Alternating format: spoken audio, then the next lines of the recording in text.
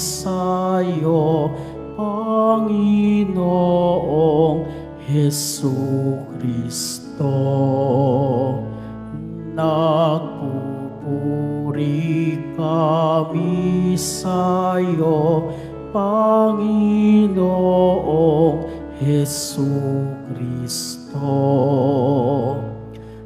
Nagpupuri kami sa'yo, Hari naming Hesukristo. Masunurin kang kordero sa katubusan ng tao, hain sa krus ang buhay mo. Nagpupuri kami sa'yo, Panginoong Hesukristo.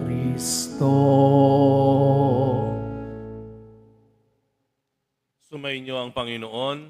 At sumaiyo rin. Ang mabuting balita ng Panginoon ayon kay San Mateo. Papuri sa iyo, Panginoon. Si Judas Iscariote, isa sa 12, ay nakipagkita sa mga punong saserdote. Ano po ang ibibigay ninyo sa akin kung tulungan ko kayong madakip si Jesus?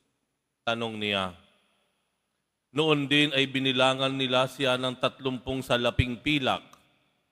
Mula noon, humanap na si Judas ng pagkakataon upang maipagkanulo si Jesus. Dumating ang unang araw ng kapistahan ng tinapay na walang lebadura. Lumapit kay Jesus ang mga alagad at nagtanong, "Saan po ninyo ibig na ipaghanda namin kayo ng hapunang pangpaskwa?" Sumagot siya, "Pumunta kayo sa lungsod at hanapin ninyo ang taong ito. Sabihin sa kanyang ganito ang ipinasasabi ng guro, malapit na ang aking oras. At ako at ang aking mga alagad sa bahay mo kakain ng hapunang pampaskwa." Sinunod ng mga alagad ang utos ni Jesus at inihanda nila ang hapunang pampaskwa.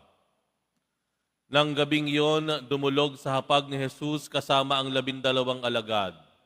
Samantalang sila'y kumakain, nangusap si Jesus.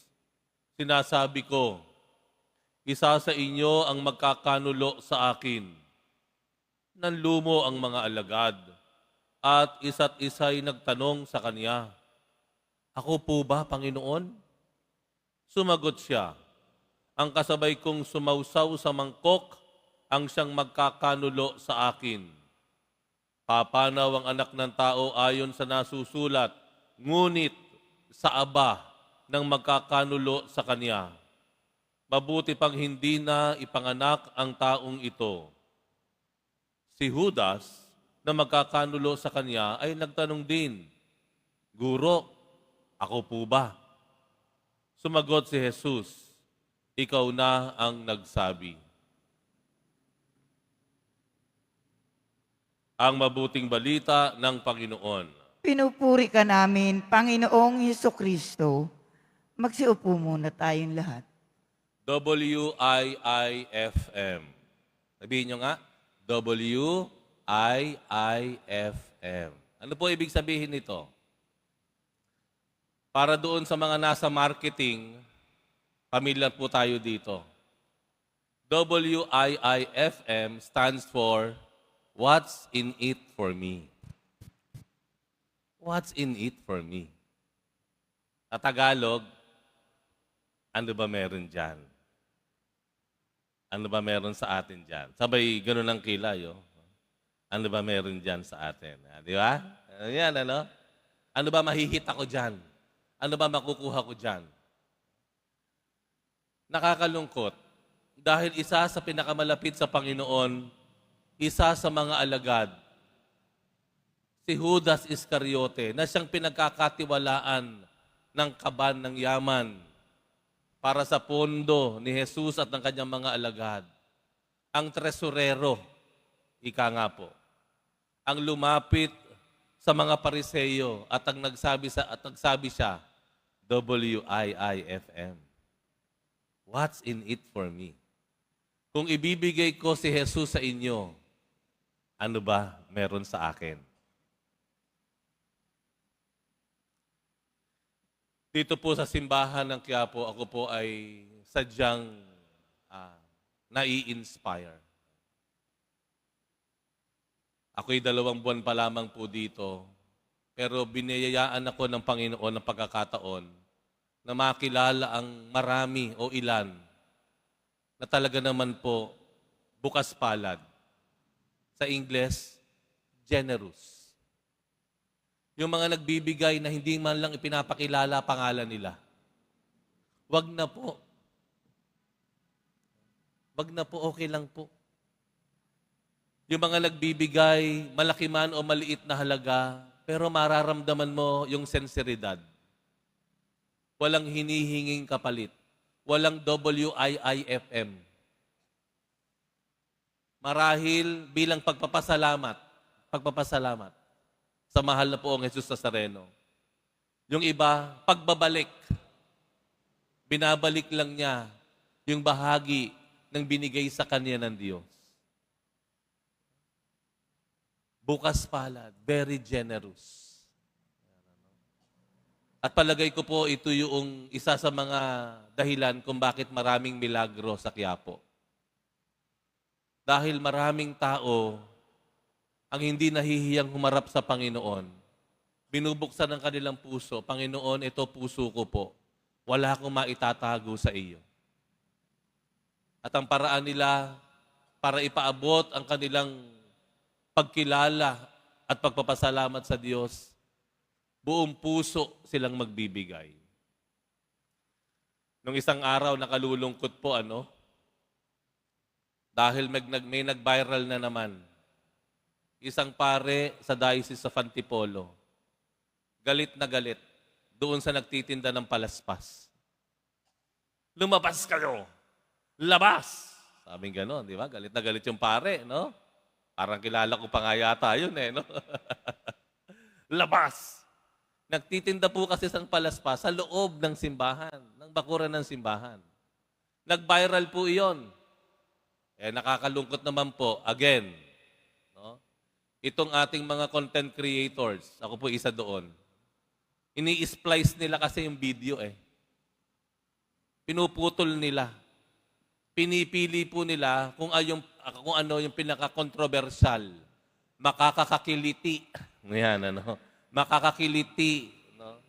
Sa interest, curiosity ng mga tao. At kapag gano'n naman tayo, abay talaga naman panonoorin natin yan, i-share natin yan, intriguing nakaka-intriga Gayon pa man, nakakalungkot dahil hindi nabuo yung kuha ng video.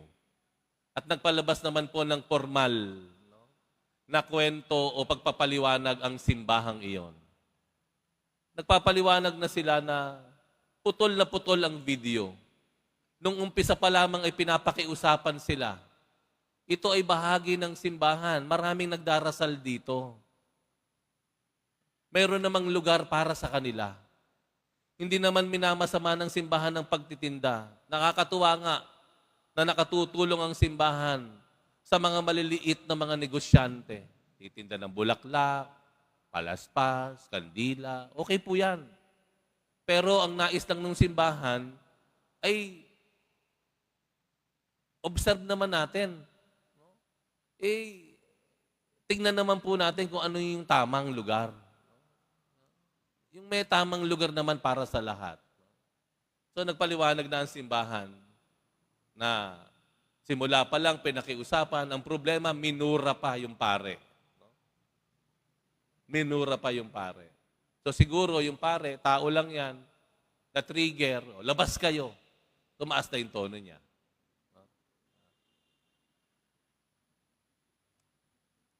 Bagamat may mga tao na sinserong nag-aalay ng kanilang sarili, ng kanilang handog sa Diyos bilang pagpapasalamat o bilang pagbabalik, ingatan po natin na gamitin natin ang simbahan for personal gain. Ingatan po natin na ang pagiging kasapi ng simbahan ay paraan natin para makakuha ng gusto natin. WIIFM. Pero alam po ninyo, may magandang balita. Dahil sa dami-dami po na nakilala ko sa Quiapo, marami po dito talaga naman po. Ilang oras na rin dito sa simbahan.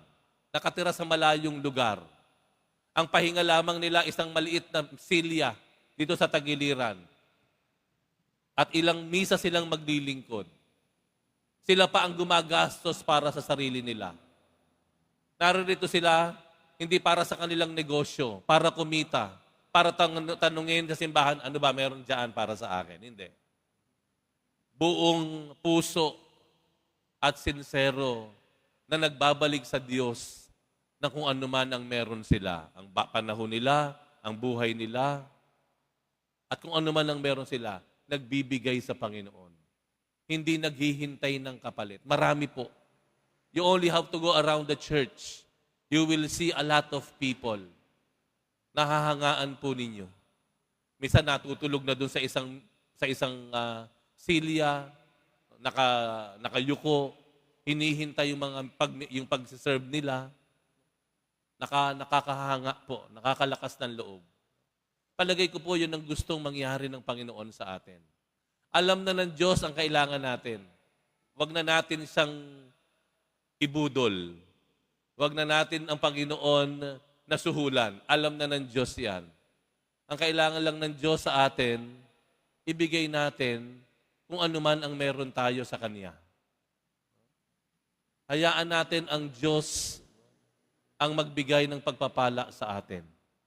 Huwag natin gamitin ang pagiging relihiyoso ng sambayan ng Pilipino para makuha yung ating sariling kagustuhan. Huwag nating gamitin o samantalahin ang pagiging mabait ng simbahan para manamantala at makuha ang ating kagustuhan. Huwag po. Yun po yung ginawa ni Judas. Ano ang ibibigay niyo sa akin kapag binigay ko sa inyo si Jesus? Sa simbahan po, magkasama po tayong lahat. Saints or sinners. Tanggap tayo lahat ng Panginoon. Makasalanan ka man, tanggap tayo ng Panginoon. Wala pong problema sa Panginoon. Pero sana, mula sa ating kusa, sa kusang loob po natin, dalisayin po natin ang ating hangarin. Dalisayin po natin ang ating pakikilahok sa ating kinabibilangang simbahan. Dalisayin po natin yung ating mga layunin. Alam naman ng Diyos ang lahat. Alam ng Diyos ang pangangailangan mo. Ibibigay niya yan sa takdang panahon na kaniyang nakikita, sa paraan na higit niyang nakikitang magiging kapakipakinabang sa atin. Idalangin po natin sa Diyos ngayong Semana Santa, unti-unti nating madalisay ang ating mga hangarin, ang ating mga layunin. Sapagkat sa bandang huli naman po, wala namang iniisip ang Diyos kung hindi mahalin tayo at ibigay sa atin ang mga bagay na ikasisiya at magiging kapakipakinabang sa atin.